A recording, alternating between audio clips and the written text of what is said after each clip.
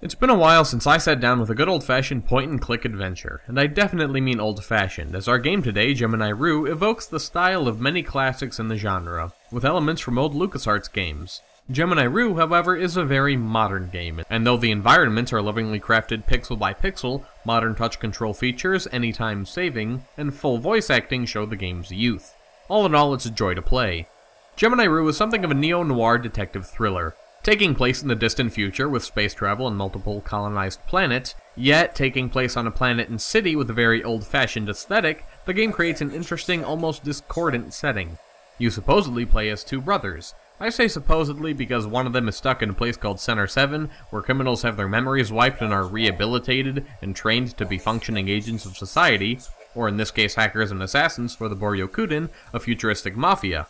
When memory wiping is taking place, you can be sure that there will be many twists and turns on Plot Street, and the developers clearly know this and play around with it. Thus, I don't trust anything that I would normally assume to be true. Likely as a nod to Firefly and other popular science fiction, Asian cultures and languages have become as commonplace as English across the galaxy, simply due to their prevalence and population numbers. And that brings me to my next point. This world feels very lived in and real, with just enough superfluous elements, places, and people referenced or nodded to, making the backstory and world building feel totally fleshed out. In terms of gameplay, there's a lot of your standard inventory puzzles, using certain items with certain people or objects to attain desired results. There are also data terminals around the world, which you can use to search for names, places, and objects, with notes, people, and phone numbers being saved to your communicator.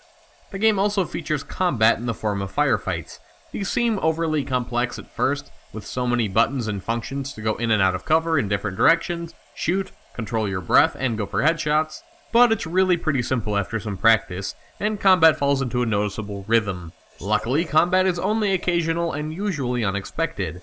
I'll admit that, as with most adventure games, there are times where you'll miss a detail or get lost, and it can be pretty frustrating. As soon as you start using every item with everything else in an attempt to blunt force your way through the game, you'll know what I mean. This doesn't happen too often though, and you'll usually kick yourself for missing things that are really pretty obvious. The game sets a great tone and atmosphere, and I loved inhabiting this world.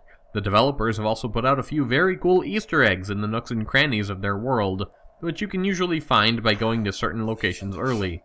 There's one very cool anime reference that made me giddy.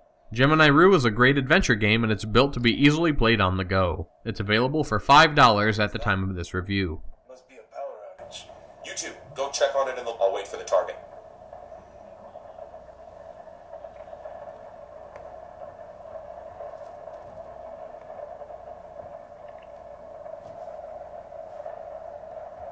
Maybe a fist fight. Psst, who's there? Oh. That should keep him down.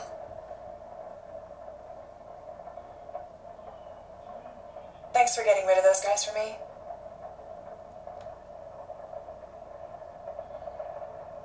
You're very welcome. And polite too, I see.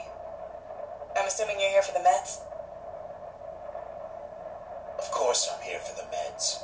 Just as I thought. Sure come in handy right about now since we're in a shortage. All the addicts haven't had a sip in weeks. I take it the Boryokuden wanted them too. This has been Andrew with Appolicious.com, helping you find mobile apps you'll love.